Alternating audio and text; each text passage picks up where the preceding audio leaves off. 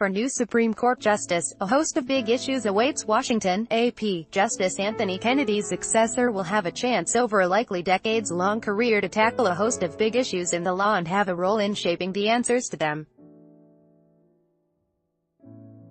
Most court watchers and interest groups are focused on abortion and whether a more conservative justice may mean more restrictions on abortions get upheld, or even whether the 1973 Roe v. Wade abortion decision affirming a woman's right to abortion might someday be overturned. But Kennedy's replacement will quickly confront a host of issues, some prominent and others not. Whomever President Donald Trump chooses, the person is expected to move the court to the right. Conservative groups, seeing a court friendlier to their views, might look at the new court and think it's time to bring challenges to liberal laws currently on the books. Conservative state lawmakers may also attempt to pass legislation testing boundaries they wouldn't have while Kennedy was on the court.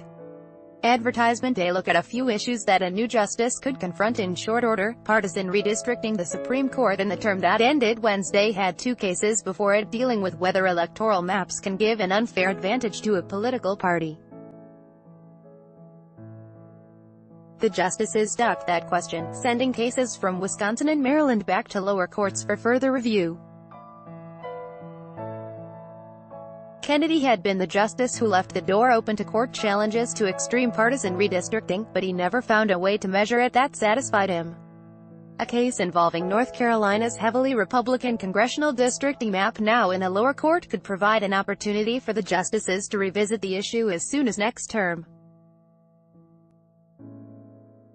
Religious liberty. Another unresolved issue recently before the court is whether a business can cite religious objections in order to refuse service to gay and lesbian people.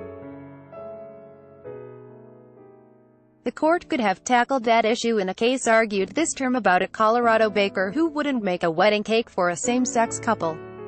Instead, the justices found that a member of the Colorado Commission that looked at the case displayed an anti-religious bias against the baker, but left for another day the broader question.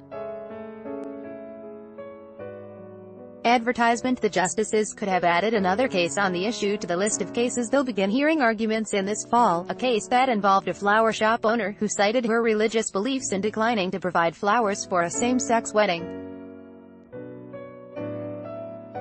For now, they've sent that case back to a lower court. That same case or another one like it could quickly be in front of the court again. Gun rights. The court has been reluctant to take gun rights cases in recent years, repeatedly turning away challenges to gun restrictions.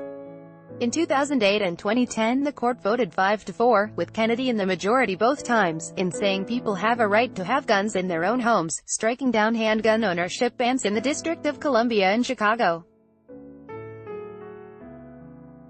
But the court left open how broadly the Second Amendment may protect gun rights in other settings. Court hasn't taken a major gun rights case since 2010, even though Justices Clarence Thomas, Samuel Alito and Neil Gorsuch have all signaled interest.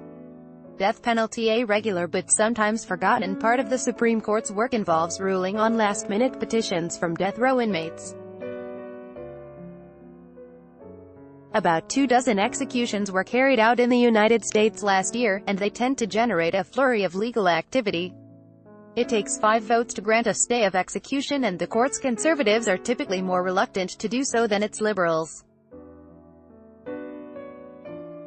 Since the court has 4 reliably conservative votes, if Kennedy's replacement is more conservative, it may be that much harder for a death row inmate to get a reprieve. 2 cases involving death row inmates are on the court's calendar for the fall.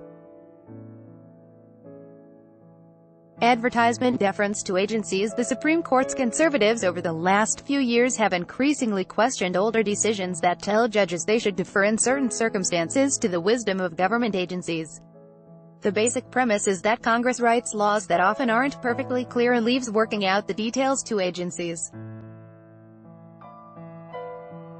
The Supreme Court's 1984 ruling in a case often called just Chevron says that in those situations, courts should rely on the experts at federal agencies to fill in the gaps.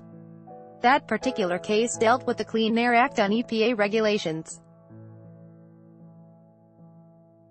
Kennedy himself raised concerns about that decision in an opinion a week ago, and Chief Justice Roberts and Justices Thomas, Alito and Gorsuch have also done so.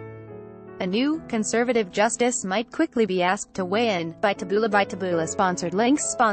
Promoted links. You may like the Straits Times floating body found at Punggol Reservoir. The Straits Times Undo. The new paper. Singaporean cyclist killed in Thailand. The new paper Undo. Enjoy. Compare the best credit cards for people living in Singapore. Enjoy. Compare. Undo. Stanford American International School. 6 tips on moving to your new home in Singapore. Stanford American International School. Undo. Vikings. Free online game. Play this for 1 minute and see why everyone is addicted. Vikings. Free online game. Undo. A language expert shares the secret to learning a language in 20 minutes. Undo.